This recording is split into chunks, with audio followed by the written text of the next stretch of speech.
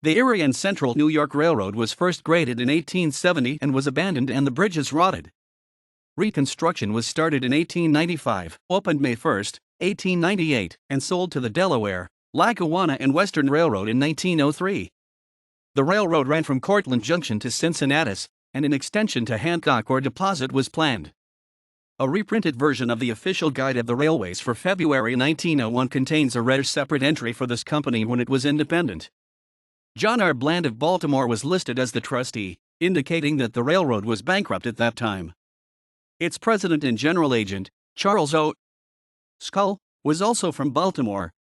All the other officers were from Cortland. Lawrence and Frederick, Jr. Vice President and General Manager, H. M. Kellogg, Secretary, W. D. Tisdale, Treasurer and Auditor, and I. H. Palmer, Counsel.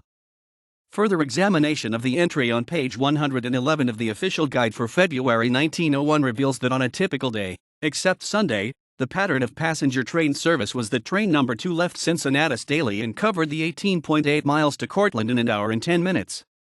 Then, as train number 1, it left from the Lehigh Valley Railroad station at 9:50 a.m. and took 55 minutes to cover the return trip, stopping at 8 intermediate stations: Cortland Junction, McGrawville, Mayberries, Solon, East Freetown, Reuben, White's Mills, and Willett Station.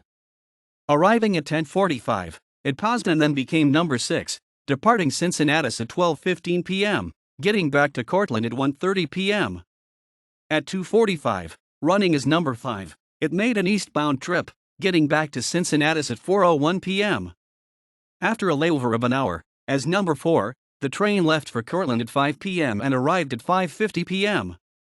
The final run of a typical day was as number 3, leaving Cortland for Cincinnatus at 6:32 and arriving at 7:29 p.m. Sunday. Passenger service on the railroad was provided by number 2 as indicated above, and by number 7, returning from Cortland at 5 p.m. and reaching Cincinnatus an hour later. It is not known whether the stagecoaches from Cincinnatus to Pitcher in South Outselleck, that connected with E and CNY trains, ran on Sundays as well. The railroad ran through a fruitful agricultural region, according to the 1895 New York Times article cited below, but evidently not fruitful enough to allow the company to avoid bankruptcy. Circa 1907, the Delaware, Lackawanna and Western Railroad renamed Willett Station as G. Brook.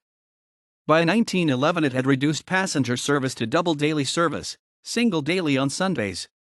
The double daily pattern was virtually unchanged when the D.L&W issued its December 1929 timetables, but by the end of 1946, passenger service had been abandoned.